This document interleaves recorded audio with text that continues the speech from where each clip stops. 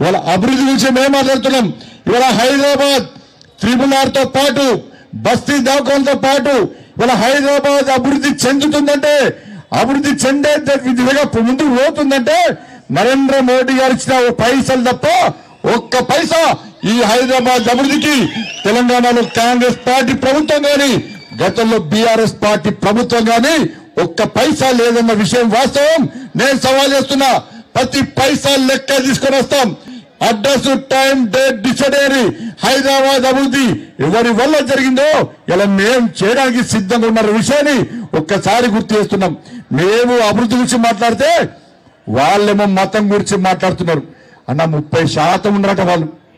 30% ఉంటే మా అక్క చెప్పింది 1,00,000 ఓట్ల కోసం మా రామచంద్ర గారికి అంటే సపోజ్ స్వాగతం పలికారన్న. మన 1,00,000 ఓట్లు అన్నా. ఎన్ని ఓట్లు మన ఎన్నన్నా ఇవాళ అక్బరుద్దీన్ ఓవైసీ ఎవరో తెలుసా అన్న? రెడ్డి అయినా రావేనా మా సంఖ నాకాల్సిందే, నా ఇంకా రావాల్సిందే అన్నాడు. వీళ్ళ బతికెక్కడా నా బతుకు. ఇద్దరు బయలుదేరుకోవాలన్న కాంగ్రెస్ వాళ్ళు బీఆర్ఎస్ వాళ్ళు పోయి చి ఇదేం బతుకన్నా వీళ్ళది. వాడు గంత ఘోరంగా మాట్లాడితే అంతకుముందు వాడు ఆడవాడాడు, ఇప్పుడు వీని సంఖ్య వచ్చింది. అయితే నేను రాంగా చూపెట్టాను, ఇంతకుముందు ఫోటో చూపెట్టాను. ఒక ఆయన ఫోటో ఉంది, ఇంతకుముందు ఫోటో చూపెట్టారు. ఒక ఆయన కాంగ్రెస్ పార్టీ అభ్యర్థి టోపీ పెట్టుకున్నాడు, ముఖ్యమంత్రి టోపీ పెట్టుకున్నాడు. అటు పక్కన అజరుతున్నాడు, అడిగి నవ్వుతాడు. ఏంటంటే వీళ్ళు పగటి పిచ్చగాలి, వీళ్ళు పగటి వేషాలు కొత్త పిచ్చగాలి. వీళ్ళే మనుషులు రాబాయి. నేనే టోపీ పెట్టుకోలే, టోపీ పెట్టుకోవాల్సి పెట్టుకోలే, ఎవరు పెట్టుకుంటారు పెట్టుకున్నా టోపీ. వాడు అవుతున్నాడు, వీడు మా ఓట్ల కోసం మా చుట్టూ గిట్లా తిరుగుతారా వీళ్ళు అని కలిసే నాకు. నేనన్నా రేవంత్ రెడ్డి ఇలా అజరుద్దీన్కి టోపీ పెట్టకుండా నువ్వు పెట్టుకున్నావు చూసినావా, నాకు వేణుమాధవి గుర్తొచ్చింది అన్న.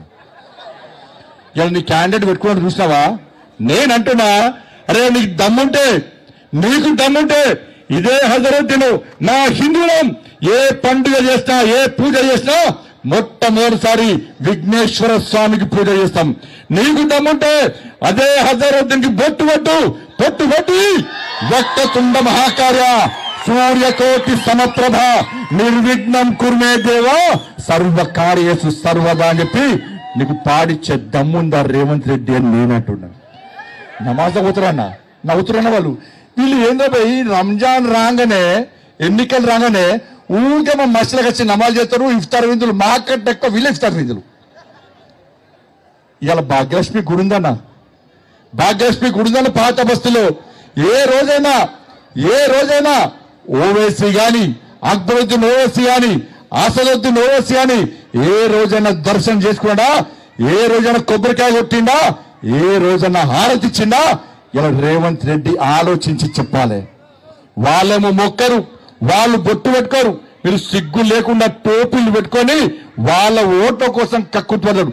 నీకు దమ్ముంటే పో ఓవైసీని తీసుకుపోయి మా అమ్మవారికి హారతిప్పి ముజ్జగమ్ముల గన్న మాయమ్మ దేవాతి దేవి మంగళమ్ములు గొనగ రావమ్మ ముమ్మూర్తుల శక్తి నీవే ముగ్గురమ్మల మూల నీవే ముదితలకు మాంగళ్య రక్షణ చేసి మురిసెడు తల్లి నీవే ముజ్జగమ్ముల గన్న మాయమ్మ. ఈ పాట పాడిపించే దమ్ము ఓవైసీతో పాడిపించే దమ్ము రేవంత్ రెడ్డికి ఉందా నేను అంటున్నాను. అన్నా జుబ్లీస్ హోటల్ మహాశైలను కోరుతున్నా. అన్నా హిందువులందరూ ఒక్కరు కానీ ఈ తెలంగాణ రాష్ట్రంలో హిందువులను ఓటు బ్యాంక్ మార్చడమే లక్ష్యంగా భారతీయ జనతా పార్టీ తెలంగాణ రాష్ట్రంలో ముందు పోతున్నది.